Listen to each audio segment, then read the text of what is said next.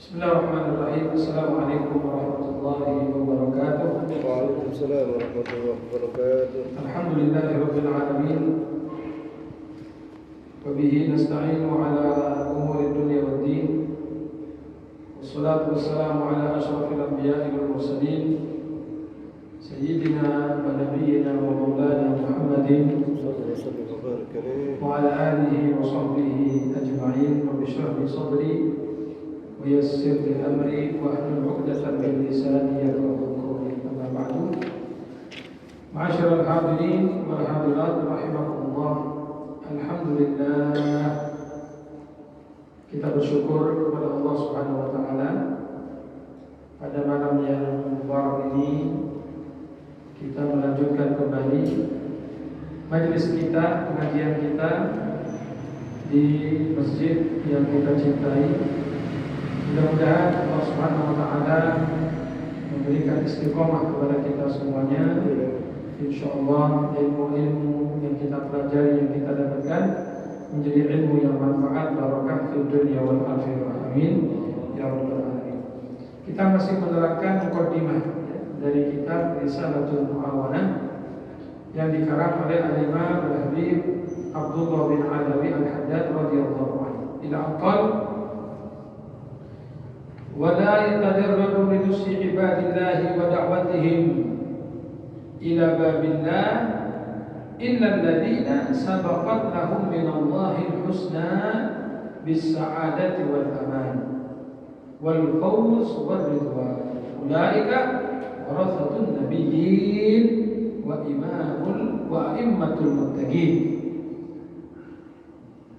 Ini beliau menerangkan tentang keutamaan para da'i, mereka-mereka yang mengajak manusia kepada Allah Subhanahu wa taala, yang menasihati hamba-hamba Allah dan mengajak mereka kepada Allah Subhanahu wa taala. Perlu diterangkan dulu bahwa yang namanya dakwah itu kan arti bahasanya mengajak. Jadi siapapun Anda, ketika mengajak seseorang untuk dekat kepada Allah, itu namanya dakwah. Dengan cara apapun. Jadi dakwah itu tidak harus pengajian seperti ini, resmi, formal istilahnya. Enggak. Kita ketemu teman di jalan, bro, nanti nang pasar sholat di situ, ayo melok nang masjid. Loh, itu dakwah juga namanya. Kan mengajak kepada Allah, mengajak orang itu supaya ibadah. Itu namanya dakwah. Jadi dakwah itu tidak harus resmi seperti ini, bukan. Kadang-kadang mungkin berupa lesehan-lesehan gitu ya, sambil ngopi, ya. Coba rokokan itu, ya. Ngopi sih ya, ngopi kayak jagongan gitu loh. Tapi di situ kita mengajak. Ayo, melok nanti istana, aku pengajian. Tapi tidak apa, jagongan dulu. Loh, itu juga dakwah itu. Malah mungkin dengan cara seperti itu kita bisa lebih dekat dengan orang yang di bawah ini. Kalau resmi-resmian itu pakai jubah, pakai imamah, waduh di kabeh. Ya, maka menyesuaikan situasi dan kondisi. Oh iya, saya di Madura, di Sumeneb ada guru saya. Itu kadang-kadang pakai celana, apa kaos gitu, kayak anak muda. Memang yang ikut banyak anak muda, senang, karena mengikuti gayanya mereka gitu. Celana, jarang sarungan jarang. Necis gitu, memang orangnya ganteng, cocok lah, ya. Oke, betul. Ada salah satu guru saya di Madura, jangan kausa. Jadi yang diajak ini anak muda-muda itu ikut katut. Nah, nanti kalau sudah anak-anak muda tadi senang, mau belajar, mau berdakwah, ya beliau ngajarnya tetap pakai gamis gitu loh. Kalau ngajar dia pakai gamis. Tapi ketika keluar, ketika masuk ke mereka itu pakai baju biasa, kaosan, pakai celana, karena tidak pakai kupluk, tidak pakai. Saya tahu sendiri. Artinya itu cara dakwahnya beliau gitu. Cara dakwahnya seperti itu. Masuk. Ya. Misalnya kita ini, misalnya ada kumpulan anak-anak muda, terus kita pakai jubah, pakai sorban, pakai imamah, pakai tongkat, waduh, akhirnya di Ponorogo. Anak muda kan gitu sekarang. Apa imam bonjol terus tapi kalau kita mengikuti gaya mereka ya mau mereka itu masuk kan? Itu dakwah juga namanya. Dakwah juga. Jadi intinya dakwah itu mengajak. Itu intinya ya. Dakwah itu mengajak hamba kepada Allah, mengajak hamba ke pintunya Allah. Itulah yang namanya ad-da'i ilallah. Bahkan dulu ada di daerah Hadramut sana ya, yang namanya Habib Hasan bin Saleh Al-Bahr. Beliau itu punya metode dakwah yang unik ya. Unik kenapa? Bukan mengumpulkan orang seperti ini, enggak, tapi datang kepada perorangan. Datang ke perorangan, misalnya door to door sebenarnya ya. Jadi misalnya nih, kelihatan ada orang lagi nyakur sawah gitu ya. Diparani. Orang awam itu. Diparani. Assalamualaikum. Waalaikumsalam. Lujem Pak. Ini kalau bahasa kita. Lujem loh. Untuk sampai terus akan saya tidak mau ganggu kok. Terus sambil nyakur gitu. Terus ditanya, dengan semerap rukun sholat. Apa gitu rukun sholat itu? Berarti kan tidak sholat ya. Rukun sholat yang ngerti kok. Oh, betul semerap ya. Tidak tahu saya. Kalau wudu tidak tahu. Saya ajari ya. Buka teruskan sambil nyakul lah orang. Jadi orang itu kerja diganggu kan. Sambil diterangkan. Sabar. Wudu itu gini Pak ya. Rukun wudu satu gini niat, kedua membasuh wajah, caranya gini terapkan. Satu orang begitu. Nanti pindah lagi ke sebelah sana. Ada orang didakwai lagi. Begitu terus. Sampai akhirnya satu wilayah itu semuanya menjadi muridnya. Dengan cara seperti itu. Zaman dulu belum ada kendaraan, belum ada apa. Jalan kaki adik. Ini teman-teman ini mau kemana pun bisa, ada sepeda motor, ada mobil, iya kan? Saya gak ngaji, macam ini malas kan? Kendaraan ada kita, betul? Jadi beliau tuh keliling, dakwahnya begitu. Nanti kalau sudah wudu selesai, diterangkan sholat, terus diajari praktek, sampai orang itu bisa sholat. Masya Allah. Makanya saya ini kadang-kadang kepingin ya, apa namanya, ustaz-ustaz yang mengajar. Coba kan, Anda masuk ke pelosok-pelosok sana. Banyak orang tidak ngerti di sana. Banyak orang tidak. Ya Islam, memang agamanya Islam, cuma tidak paham syariat itu bagaimana. Mungkin ada tak sholat, Quran juga semua wajib. Kalau ditanya agamanya apa? Islam. Quran gak semua. Nah itu kan tantangan bagi Anda satu ustaz ini, apalagi yang masih muda-muda ya, yang semangatnya kuat. Nah di sana, dakwah di sana, masuk ke pelosok-pelosok desa. Saya ingat, saya dapat cerita ya, almarhum Ustaz Amri bin Salim, ada terus di Tanjung. Itu beliau dulu ya, entah tahun berapa, mungkin 70, 80, itu masuk ke daerah barat, gunung Buring ke atas. Kan banyak orang Maduranya itu, barang kita, barang apa lagi, Tempuran, barang Kambingan, Ngingit. Ya, dulu kan bersok serem lah istilahnya ya, sampai paham kan? Itu beliau kalau ngajar ke sana, misalnya hujan ya, mobil tidak bisa naik, jadi beliau itu dinaikkan kuda, dokar kadang-kadang. Masya Allah.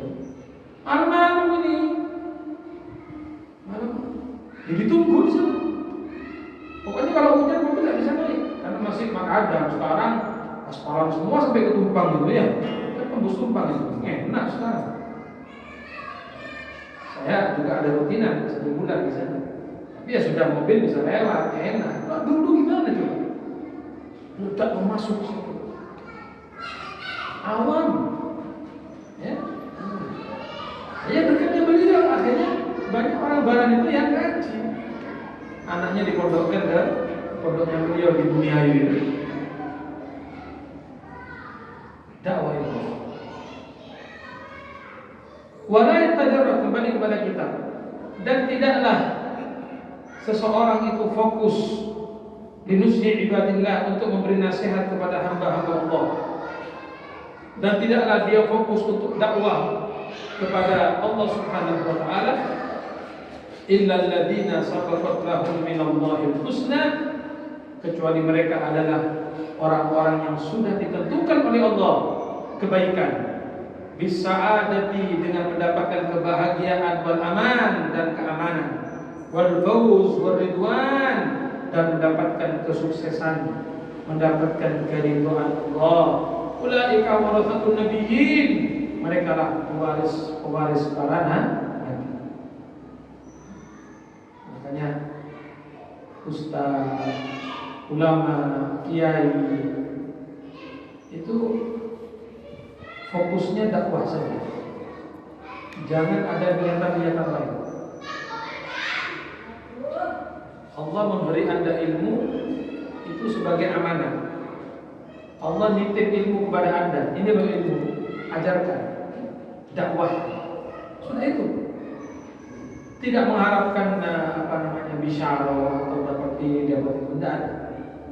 Ya, niatkan lillahi untuk cari ridhonya Allah. Adapun kita mungkin ya dikasih hadiah, terima silakan. Rasulullah dikasih hadiah, Nabi terima.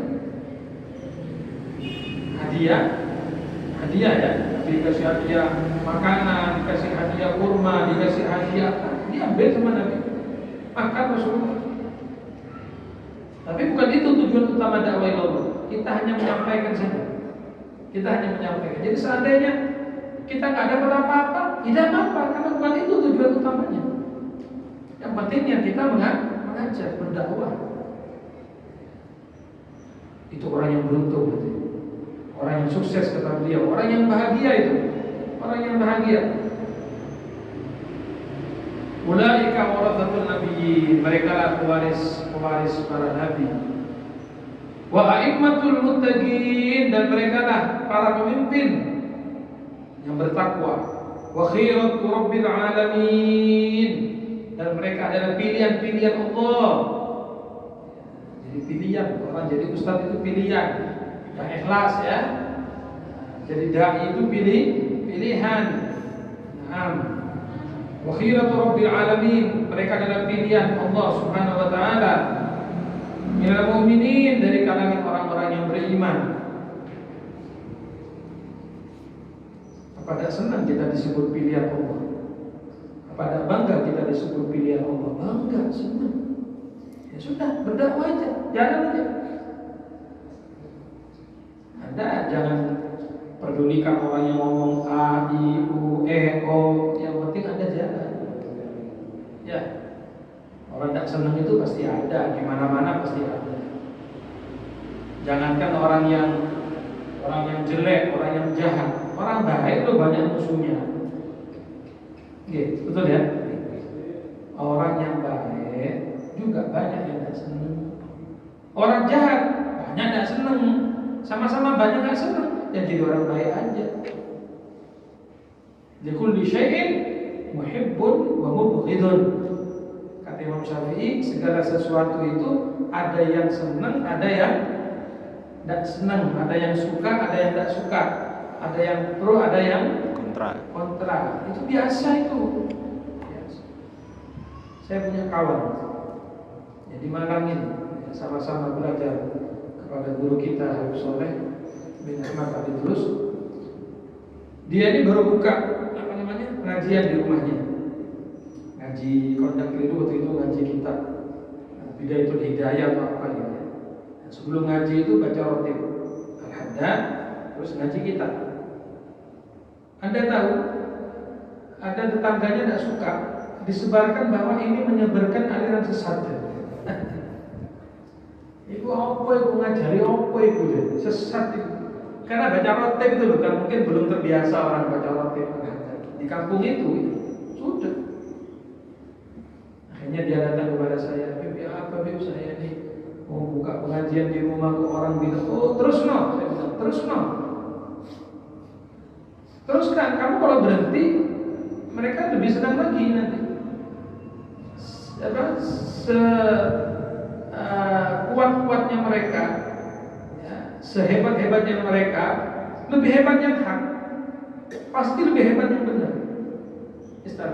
Terus. Jadi tangan itu masih ada ya. Dibilang inilah, dibilang ini, macam-macam. Akhirnya apa? Dengan kesabaran, dengan ketabahan, dengan berjalannya waktu, akhirnya apa? Justru orang yang dulunya mencaci itu anaknya dimasukkan ke situ, suruh ngaji ke ustaz itu. Padahal dulu dibilang apa? Aliran sesat lah, ini tidak benar lah, karena hasut. Mana sekarang anaknya dia suruh ngaji ke sini, karena sudah terbuka. Oh ternyata benar ya, oh ternyata bukan. Ya itu makanya. Nah kalau kita berhenti saat itu habis. Jadi buat teman-teman ini, selagi kita benar, kita di jalan yang hak, teruskan aja. Kenapa? Kalau Anda takut, saya takut, saya malu. Malu itu untuk orang yang salah. Malu itu untuk orang yang berbuat kezaliman, itu harusnya malu. Kalau kita berbuat yang hak, benar, kenapa harus malu kan gitu? Gimana gitu? Nah, iya. Jadi kita maksiat, kita berbuat salah, kita harus malu, kita takut. Kita enggak maksiat kok, berdakwah, ngajar di jalan Allah. Dan kita ajarkan juga hak, bukan ngarang-ngarang sendiri. Lanjut. Ya. Jadi buat teman-teman yang mungkin sudah mulai mengajar, berdakwah, ya kan teruskan aja, teruskan. Urusan orang tidak senang itu biasa, pasti ada. Orang memuji ada, orang mencaci juga ada. Kalau orang selalu dipuji itu tidak enak juga, nanti besar kepala akhirnya. Tapi kalau sekali-kali ada orang yang mencaci, orang yang ngelek-ngelek itu apa bumbunya, ya pokok gak kakean mana ya. Bumbu kakek tak enak. Tapi pasti ada. Ya, kita bikin apa gitu ya, bikin majelis atau bikin itu nanti ada aja omongan. Sopo sih? Itu Ustaz, baru mulai toko pondok. Baru metu toko pondok, terus ngajar apa sih? Itu kadang-kadang biarkan.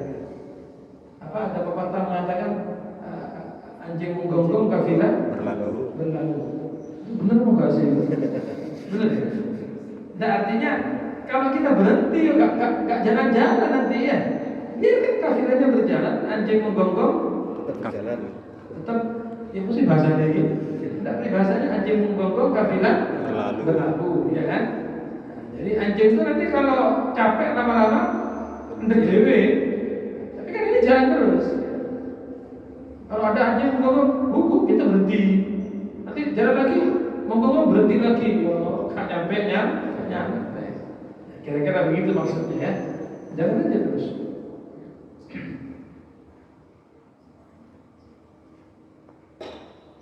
Pokoknya yang penting kita ikhlas karena Allah ya, tidak ada tujuan lain.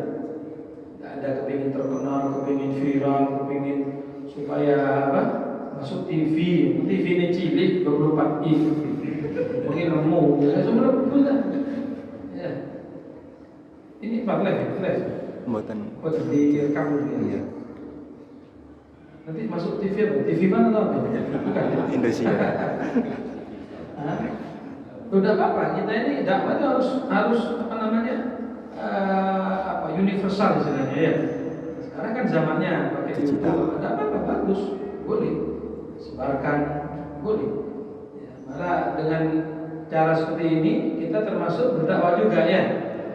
Yang di luar sana tidak tahu mungkin dengan rekaman ini, kok HP ini api nggak apa-apa ya. Bukan hasilnya api, ya. Kayak HP apa ini? Tidak guyong, nggak apa-apa, lanjutkan ya. Atau untuk kuai pun, insya Allah. Niatnya itu dakwah kok ya kan? Iya. Jadi apa ya? Sekalian sing api bisa kan lah. Insya Allah. Ini belum live ya. Nanti dimasukkan YouTube atau gimana? YouTube. Apa Facebook? YouTube ya. Apa ini nama? Remas Al-Muttaqin. Remas Al-Muttaqin. Ya, insya Allah. Nah, ini kan termasuk dakwah juga. Ya kan? Ini termasuk dakwah juga. Mengajak orang supaya menonton kan gitu. Mengajak orang supaya melihat pengajian itu dakwah juga. Jadi kita masuki semuanya, semua lini. Semua celah ya, yang kita bisa masuki sudah, tidak mulai nonton. Teman-teman ini kan punya Facebook, punya apa lagi? Instagram ada, Instagram, Twitter ada, TikTok. TikTok banget. Terus lebok nulis. Daripada TikTok nggak bener di sini ya, isi dengan pengajian. Bagus. Pokok ojo tadi kuotanya diisi ya. Mau tengah-tengah rumah depan. Allahumma sholli ala Muhammad. Wa khiratu rabbil alamin minal mu'minin ar-rasikhina fil ilm. Mereka lah para dai, orang-orang yang mengajak kepada Allah. Mereka adalah pilihan-pilihan Allah Rabbil alamin. Minal mu'minin, dari kalangan orang mukminin ar-rasikhina fil ilm, yang kokoh dalam ilmunya, yang kuat dalam ilmunya. Al-mutahaddithuna bihaqaiqil iman wal iqan wal ihsan. Mereka adalah orang-orang yang memahami hakikat keimanan, keyakinan dan ihsan. Ya, ini istimewa ya. Al-waqifuna ala asrarillah fi mulkihi wa malakutih. Mereka adalah orang-orang yang memahami akan rahasia-rahasia Allah dalam kerajaannya di bumi dan kerajaannya di langit. Para ulama itulah yang paling mengenal tentang Allah. Para ulama itulah yang paling takut kepada Allah. Innama yakhshallahu min ibadihi ulama. Adapun orang-orang yang benar-benar takut kepada Allah adalah para ulama.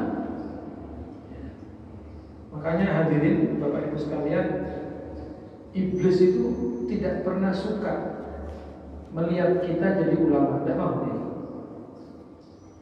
Setan iblis tidak suka anak-anak kita jadi ulama, tidak mau kita jadi orang berilmu, tidak mau cucu kita menjadi orang berilmu, tidak mau iblis itu.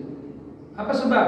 Karena kalau punya ilmu sulit digoda sama iblis, sulit diganggu gitu loh, sulit dirayu, sulit ditipu karena punya ilmu. Makanya iblis tidak mau kita punya ilmu. Dengan segala cara, ya apa anda ini tidak belajar agama gitu loh, tidak belajar syariat, tidak belajar ilmu. Itu setan iblis. Makanya saya sering mengatakan kalau ada orang suka menghalang-halangi pengajian, menghalang-halangi anaknya mondok, menghalang-halangi orang belajar agama, itu bukan manusia, tapi setan. Karena hanya setan tidak mau. Tidak mau kita punya ilmu, setan tidak mau, dihalangi. Makanya ngaji seperti ini yang ngaji tidak banyak. Ya enggak, kalau kita berpikir nih ya, antara yang sholat berjamaah dengan yang ngaji, banyaknya sholat berjamaah. Ya kan? Yang ngaji ya, alhamdulillah sekarang ini lumayan ya. Ada 2 juta orang kira-kira. Lebih ya? Kurang lebih. Ya, kurangnya atau akhir. Tapi tidak apa-apa. Ya, tidak masalah. Yang penting istiqomah. Enggak. Saya ngomong begini bukan apa kita banyak-banyakan hadirin, tidak ada. Kita ada tujuan banyak-banyak pengikut, banyak-banyak yang hadir. Enggak mau yang ngaji 5 orang tetap kita ngaji. Ya kan enggak sih? Mau yang ngaji 5 orang, ayo. Kalau 1 orang deh, ayo boleh. Ya siji. Ngaji dia omong-omong. Jagongan bisa ya. Kopi. Ayo coba Kopi sih aja. Tidak, kita tidak melihat banyak-banyakan yang hadir. Ya. Cuma kan eman gitu. Apalagi cuma sebulan sekali, ya. Sebulan sekali. Jadi kalau tidak dimaksimalkan itu eman. Enggak, Beb, ini jamaah sebagian dengarkan dari luar biasanya ya. Di rumahnya. Ya tapi kan sambil nonton TV. Tidak podo dah. Kalau sambil mangan ya. Sambil ngomong HP itu tambah. Beda. Orang ngaji hadir dengan di rumah itu beda.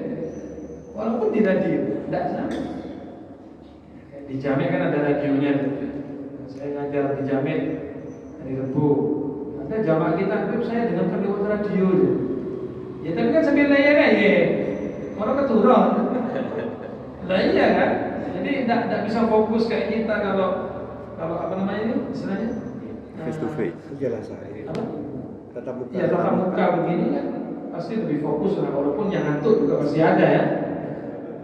Bayang ketemu gini dong ngantuk. Apa mana? Iya, di radio ya tambah. Jadi beda sekali ya. Beda. Ya, tetap lebih utama kita ngaji seperti ini ya. Ketemu langsung. Ya, kalau istilah Thariqat itu namanya talaqi. Talaqi itu ketemu murid, ketemu guru, guru ketemu murid. Istilahnya begitu. Itu namanya talaqi. Apa tatap muka ya? Face to face. Face to face.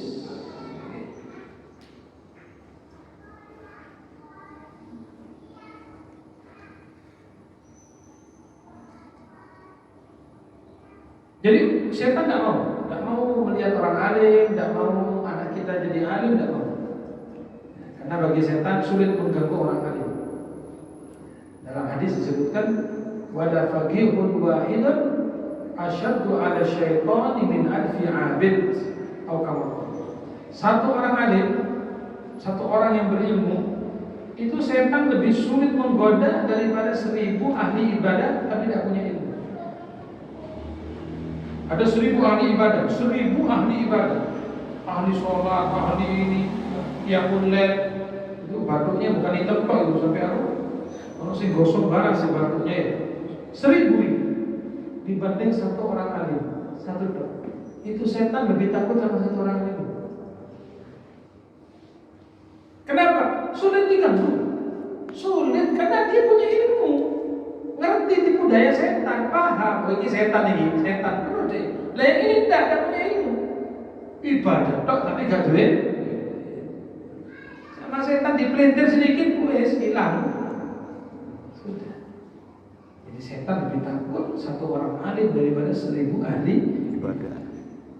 Konon katanya pernah Syekh Abdul Qadir Jailani itu mau masuk ke masjid, kelihatan setan mondar mandir di depan masjid. Ya memang ada beberapa orang yang bisa melihat setan, ketemu, melihat, ya nyata ini. Ya, seperti Syekh Abdul Qadir Jailani, melihat setan mondar mandir di masjid, tidak masuk. Katanya Syekh Abdul Qadir, setan, kamu dengarin tidak langsung masuk ke masjid? Biasanya nyelonongin di masjid. Kenapa? Syekh Abdul Qadir, saya ini sudah mau masuk tadi, mau ganggu orang yang sholat ini dulu. Ada orang sholat di situ. Saya mau ganggu orang ini, tapi di sebelahnya ada orang tidur. Saya takut sama orang tidur ini. Kata Syekh Abdul Qadir, ajib, ente tidak takut sama orang yang sholat, takut sama orang yang tidur. Apa kata setan? Iya, karena orang yang sholat itu orang bodoh, yang tidur itu orang alim. Yang sholat itu orang tidak punya ilmu. Saya mau goda sedikit bisa, langsung dia lupa sudah berapa rakaat ini terus sering. Saya bisa menggoda dia, tapi saya takut karena di sebelahnya ada orang tidur dan yang tidur ini orang berilmu. Saya takut. Setan takut sama tidurnya orang alim, paham? Ya, makanya setan tidak mau kita jadi orang alim. Segala cara, segala daya upaya dipergunakan oleh setan supaya kita tidak senang pengajian, tidak senang majelis taklim, tidak senang ulama, tidak cinta kepada ilmu agama. Dan faktanya, ya mohon maaf, orang tua zaman sekarang masa peduli dengan agama anak-anaknya? Coba Anda pikirkan. Orang tua zaman sekarang apa peduli dengan agama anaknya? Enggak. Walaupun tidak semuanya ya. Tapi kalau anaknya nilai matematikanya jelek, marah. Ya apa nih? Kau ini gak ngerti matematika dah. Masa kau oleh 5 dia apa? Sampai dia apa Pak? Bodoh kan aku. Tapi kita marah anak kita nilainya jelek. Anaknya bahasa Inggrisnya jelek, kita marah. Tapi pernahkah Anda marah ketika anak Anda tidak sholat? Pernahkah Anda marah ketika anak Anda satu hari tidak baca Al-Quran? Tidak pernah, karena dia kebiasa. Tidak ngaji, gak apa-apa jadi. Tak bodong, tak apa, tak ngaji, tak apa. Tapi kalau nilainya matematika jelek, ngamuk. Bahasa Inggrisnya jelek, ngamuk. Kan kebalik ini. Ingat hadirin, anak kita itu amanat, titipan dari Allah. Amanat ya, bukan main-main ini. Kita ini bukan menikah cuma untuk produksi tok. Telur. Orang bimani di kono telur boleh. Tapi di luar negeri dua anak boleh. Silakan, itu hak Anda untuk punya anak, tapi amanat, tanggung jawab. Gini mungkin. Tidak, saya tidak melarang punya anak banyak, tidak. Itu hak Anda. Ini amanat ini. Anda punya anak 5, punya anak 6, kan tanggung jawab Anda semua itu. Anaknya tidak ngerti sholat, tidak diurus, kemana tidak tahu, maghrib keluyuran tidak tahu, ngaji tak, sholat maghrib tak, gak ngurus. Waktu itu bagaimana tanggung jawabnya kita sebagai orang tua? Hati-hati. Kullukum ra'in wa kullukum mas'ulun an ra'iyatihi. Terus kanjeng Nabi, Anda semuanya pemimpin dan akan dimintai pertanggungjawaban. Anak-anak kita itu adalah amanat dari Allah Subhanahu wa taala. Kenapa kita tidak marah ketika anak kita tidak sholat? Kenapa kita tidak marah ketika anak kita tidak bisa wudu, tidak bisa baca Quran? Mestinya kita marah. Ya apa le, kok gak ngaji le? Ya apa nduk, kok gak ngaji? Ya apa ayo sholat, ajari anak kita. Mohon maaf ya bapak-bapak, ini jangan alasan saya kerja beb, cari nafkah beb. Masa tidak sempat ngajari anaknya? Kalau tidak sempat, masuk ke madrasah, ya kan? Datangkan ustaz, suruh ngajari. Itu namanya Anda tanggung jawab, amanat. Anda merasa sibuk kerja dari pagi sampai malam misalnya, istrinya juga tidak sempat ngajari anaknya. Nah, anaknya gimana? Tidak bisa baca Quran, masukkan TPQ. Kan banyak TPQ di sini ya? Ya, ada nggak TPQ? Ada. Ustaz banyak, TPQ ada. Kalau sampai anak kita tidak bisa ngaji Quran, namanya orang tua nih gak niat. Orang tuanya gak niat. Apa? Alasannya apa? Bayar bulanannya, bayar berapa? TPQ paling 10.000, 15.000. Insya Allah paling larang orang bodoh TPQ. Saulan. Iya apa enggak sih? Di sini ada TPQ enggak? Di masjid? Oh, ada di mana? Ada. Berapa anunya SPP-nya ini biasanya? 10.000. Ya kan, 10.000 anak kita ngaji, diajari. Satu minggu berapa kali biasanya? Setiap hari? Yang liburnya kayak berapa? Kamis. Ya. Itu berarti 6 hari ya. 6 hari. Anak kita ngaji sampai bisa baca Quran cuma 10.000 satu bulan. Kadang-kadang orang tuanya ngomong nyari betul. Apa ngomong itu? Tidak bahasa Jawa ya apa? Tidak ngerti itu. Gemeng.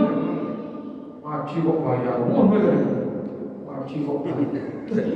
Itu paling buat bayar listriknya sama airnya. Sama tak kasih tahu. Di Malang ini ada les bahasa Inggris.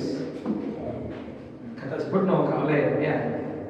Les bahasa Inggris seminggu cuma 2 kali pertemuan, waktunya cuma 1 jam.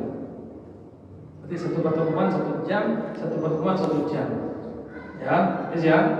1 minggu 2 kali, Satu kali pertemuan 1 jam. Berarti kan 2 jam tok seminggu. SPP-nya 420.000 per bulan. Monggo diminum dulu. Biar tidak emosi ya. Ayo silakan minum tehnya.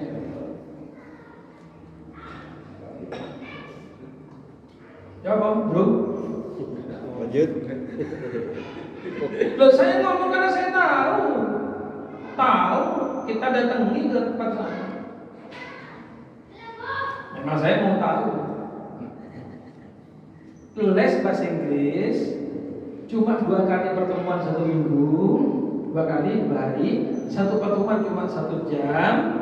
Oke, itu biayanya 1 bulan 420.000. Nanti belum masuknya sekian. SPP-nya tiap bulan 420. Sekarang anak ente di TPQ ngaji Quran mulai sore sampai maghrib benareh 6 hari berturut-turut cuma 10.000.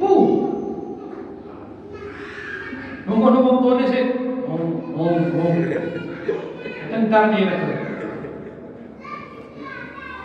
Kita berpikir ini kan terakhir mana kita ini?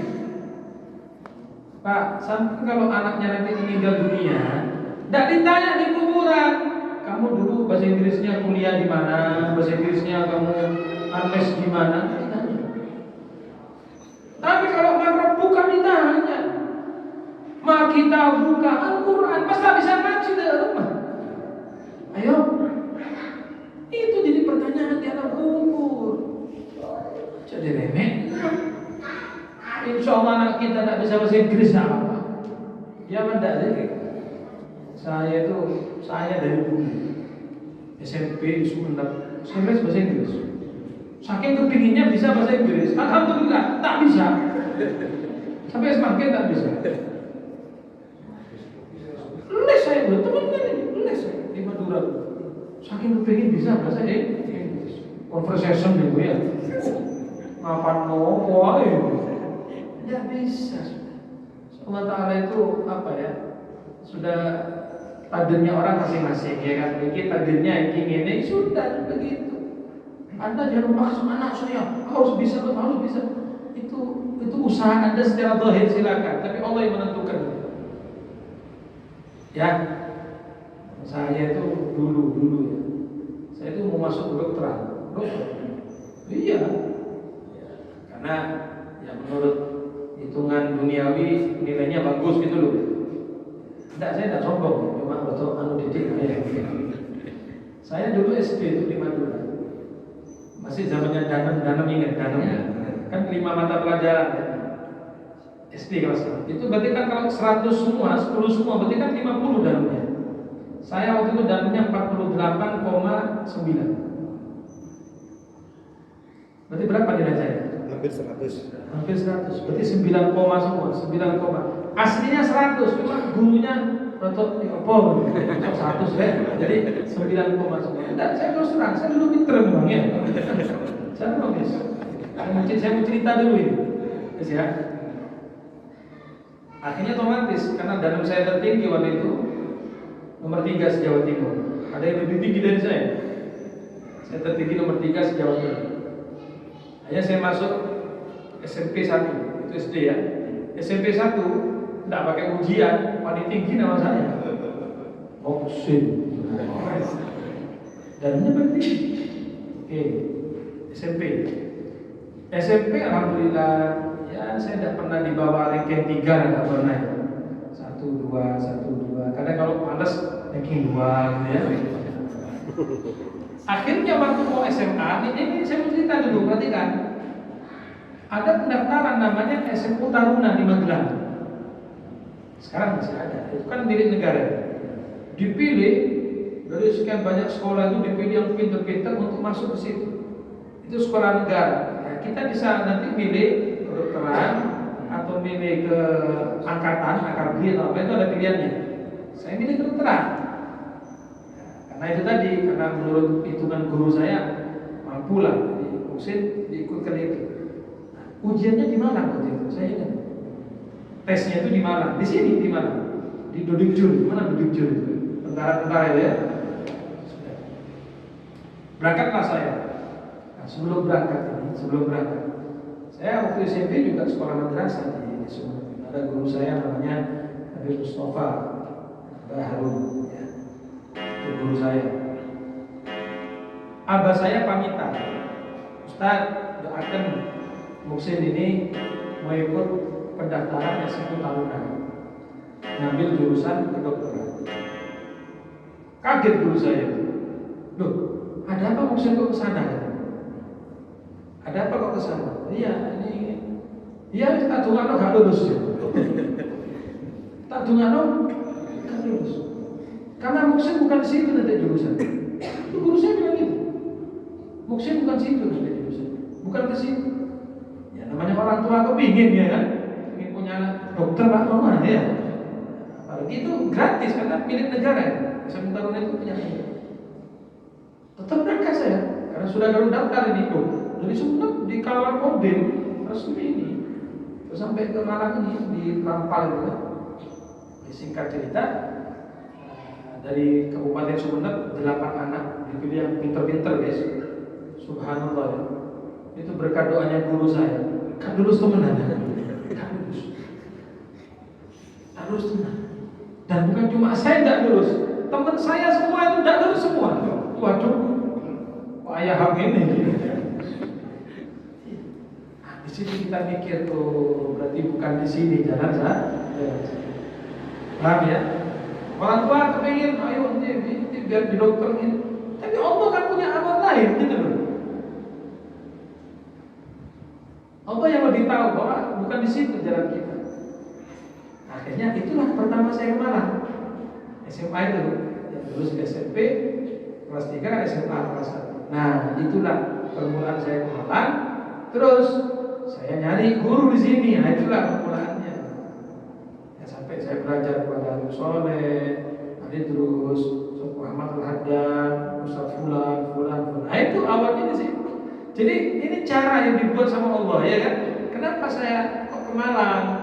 Kenapa saya ikut ujian di sini? Kok sampai saya di Malang? Itu semuanya diatur sama Allah. Terus saya mikir, oh makanya guru saya dulu mengatakan tak tungano gak lulus supaya yang gini.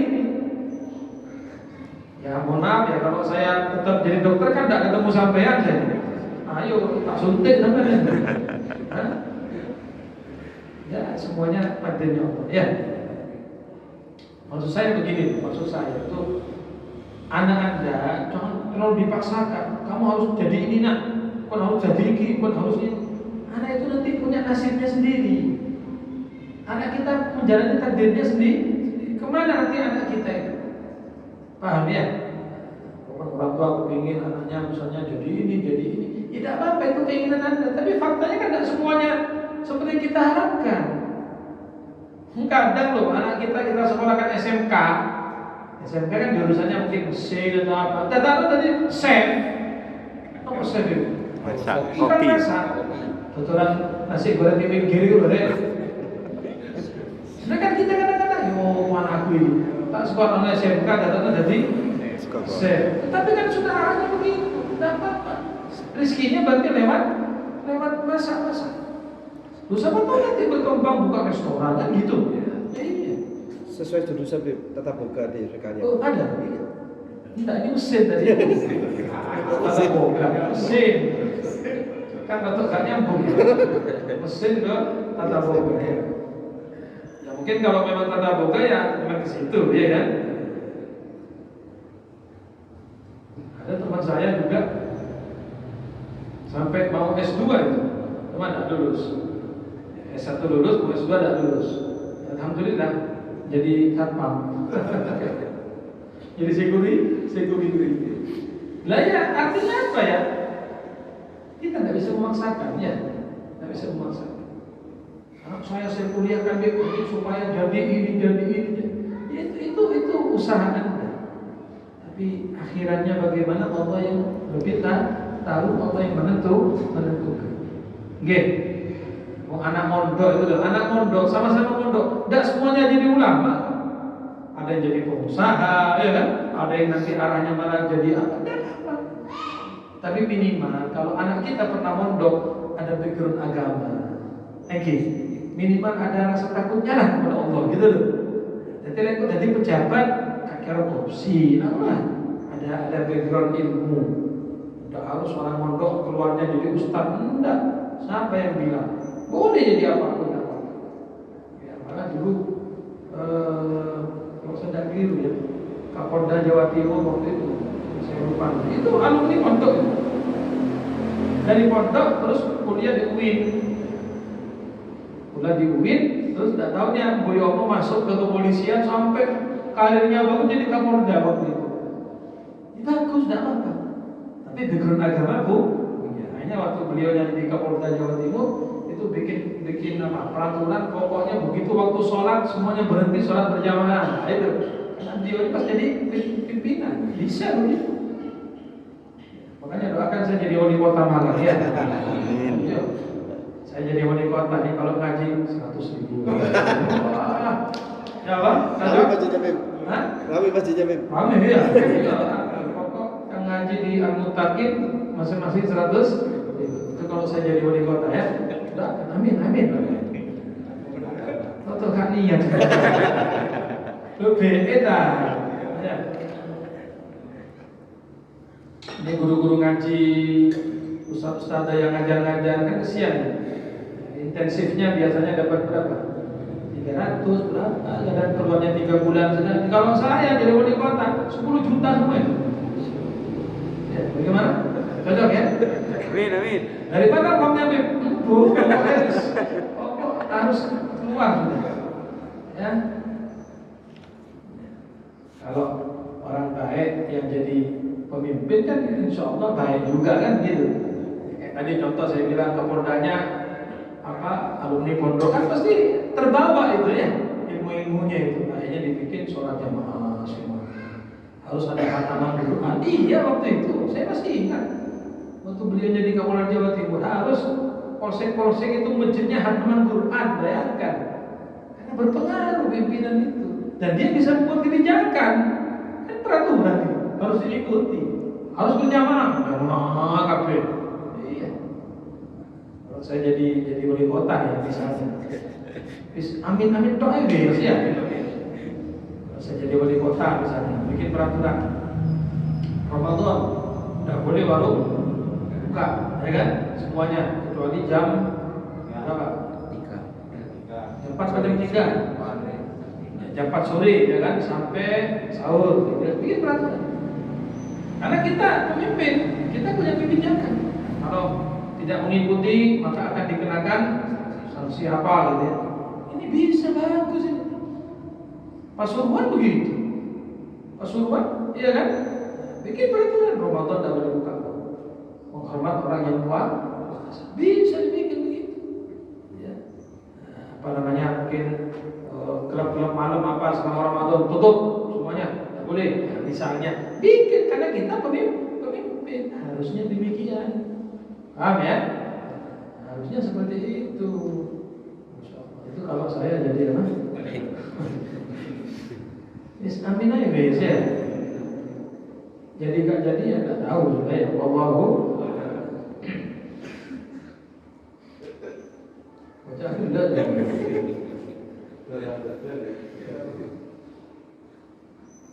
Kalau di Madura itu kan hampir semua bupatinya kiai semua itu 4 kabupaten. Sampai sekarang. Di Sumeneb itu 2 kali kiai semua itu. Iya, tapi sekarang ya sekarang walaupun bukan kiai tapi masih lah. Sekarang ini Bupati Sumeneb masih muda, Fauzi. Sebelumnya kiai, sebelumnya lagi kiai. Hampir semua 4 kabupaten itu bupatinya dari kalangan santri lah, ya.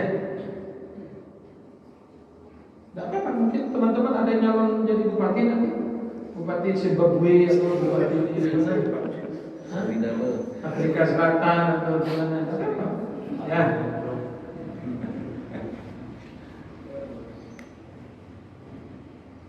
Nah, kita harus bangga, harus senang kalau punya anak ahli agama, iya kan?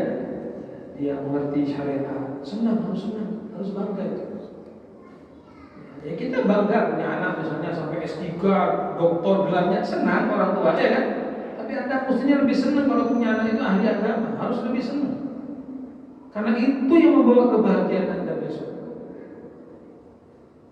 Kalau cuma titel tapi anaknya tidak bisa ngaji Quran, buat apa?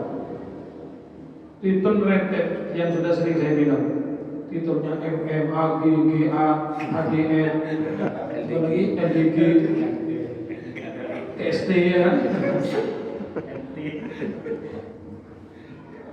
Tapi suruh baca Quran tidak bisa. Nanti ayahnya meninggal suruh nyolati gak bisa. Bapaknya meninggal suruh adzan di kubur tidak bisa. Ya apa yang diharapkan? Longsor. Tapi kalau punya anak dari pondok, walaupun tidak punya titel, begitu meninggal ayahnya, dia yang mandikan, dia yang ngafani, dia yang nyolati, dia yang masuk ke kuburan, yang mimpin tahlil anaknya. Senang orang, bahagia. Ya itu yang patut dibahagiakan, yang patut dibanggakan. Paham ya? Ketika si ayah meninggal dunia, anaknya selalu kirim Fatihah, selalu kirim doa, tidak putus. Walaupun sudah tahlil 7 hari selesai, terus anaknya tiap hari tahlilan.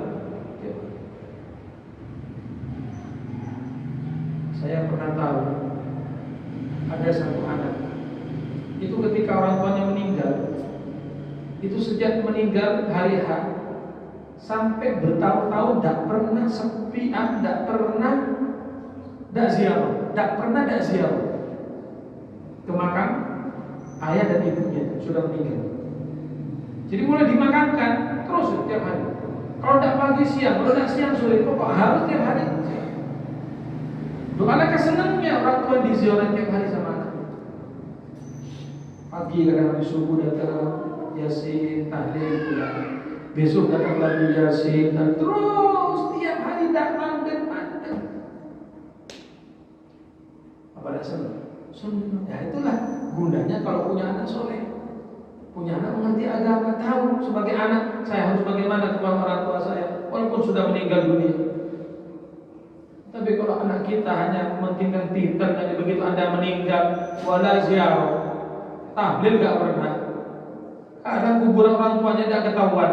Ya kematan kuburan bapak, mata ada. Terus hilang macam macam ini. Suket. Maisane wis kau nak bisa apa? Paklogan apa bahasa Jawa? Maisan. Sekarang tahu no, tidak pernah diziarah itu hilang. Bagaimana orang tuanya di dalam kubur longsor? Mana anak saya tidak pernah datang? Mana mantu-mantu saya? Mana cucu-cucu saya? Alhamdulillah min dzalik. Mudah-mudahan Allah Subhanahu wa taala memberikan berkah kepada kita. Insyaallah majelis kita diridhai oleh Allah Subhanahu wa taala.